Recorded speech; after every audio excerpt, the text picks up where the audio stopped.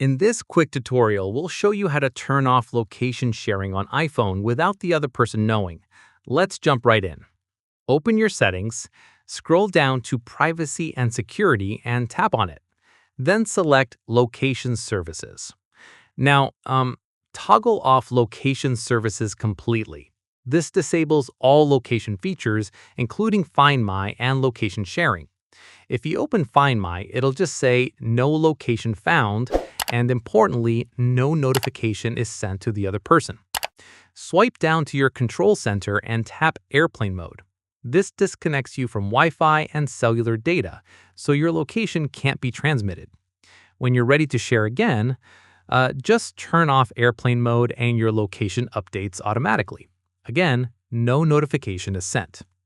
Method 3. Share location from another device. This is the best method if you have an old iPhone.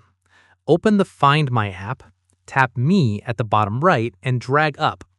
Under Share My Location, you'll see a From option. Switch this to your old device. Now you can leave that device at home while your actual iPhone goes with you, and your location appears to be wherever that old device is. And that's it. 3 simple methods to turn off iPhone location sharing without them knowing. If this helped, please like and subscribe for more iPhone tutorials.